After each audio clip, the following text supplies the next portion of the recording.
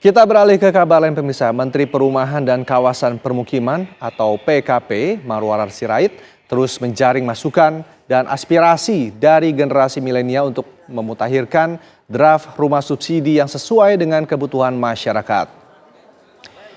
Dalam diskusi mengenai rancangan rumah subsidi ada dua tipe yang tengah disiapkan, yaitu rumah dengan luas tanah 25 meter persegi dan rumah dengan luas 26,3 meter persegi. Ara mengatakan usulan pembangunan rumah subsidi dengan luas bangunan minimalis tersebut belum menjadi keputusan final, melainkan masih berupa draft dan masih perlu mendengar masukan publik khususnya dari kalangan milenial.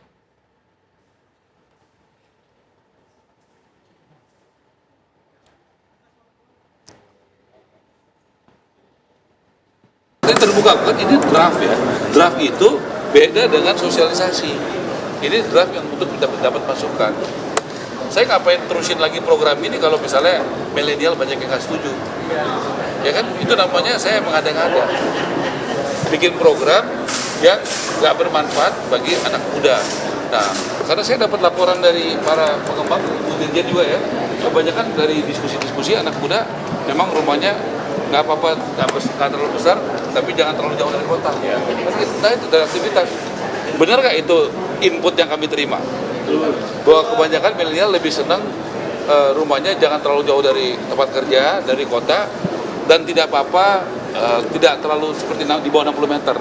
Tetapi yang penting layak huni. Ya, lalu seperti apa gambaran dari rumah subsidi pemerintah ini? Sudah ada rekan Faisal Rinaldi yang berada di lokasi. Faisal, silakan bisa dijelaskan seperti apa kondisi rumah subsidi milik pemerintah?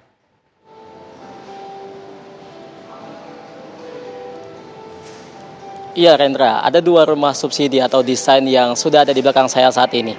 Yang pertama dengan luas 14 meter persegi dan yang satu lagi 23,4 meter persegi. Namun saya akan fokus untuk yang di 14 meter persegi ini karena ini harganya hanya sekitar 100 jutaan saja. Yang pertama tempat kami berdiri saat ini Rendra, ini adalah area parkir yang memiliki luas sekitar 4 kali 2 meter, di mana di sini di area parkir Rendra Anda bisa meletakkan atau memarkirkan kendaraan mobil Anda dengan ukuran sedang dan agak sedikit pusing jika Anda memiliki beberapa sepeda motor karena ini area parkirnya hanya muat untuk satu mobil saja. Namun itu nanti dulu Rendra, kita akan masuk terlebih dahulu ke ruangan pertama. Ini ada pintu minimalis dan juga satu jendela minimalis. Kita akan masuk ke dalam untuk melihat sebenarnya bagaimana rumah subsidi 100 jutaan ini.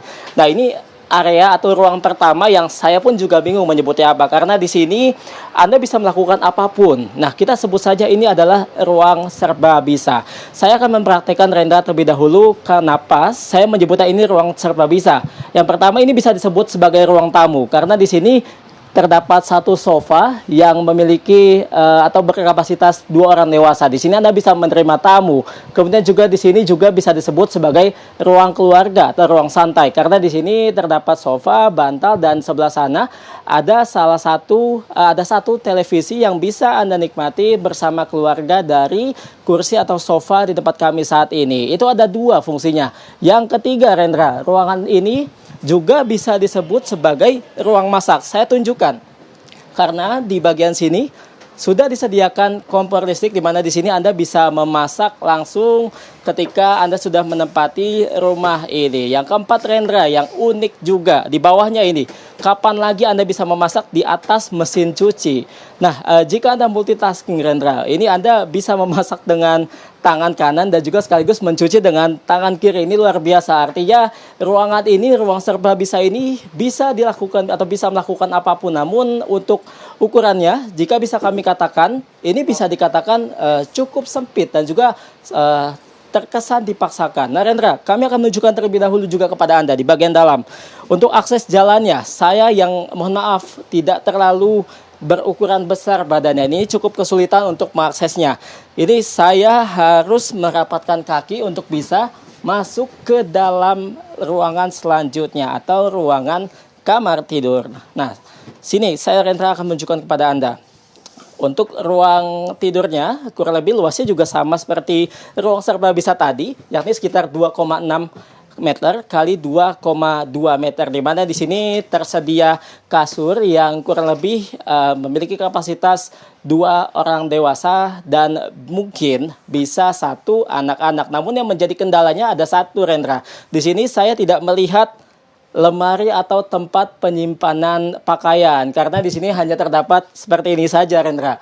Terdapat hanger yang kurang lebih hanya bisa menampung sekitar 5 sampai dengan 8 pakaian saja. Nah, ini cukup sulit untuk Anda yang memang memiliki pakaian cukup banyak. Nah, ini perlu dipikirkan lagi jika memang ingin membeli atau mengambil rumah subsidi ini.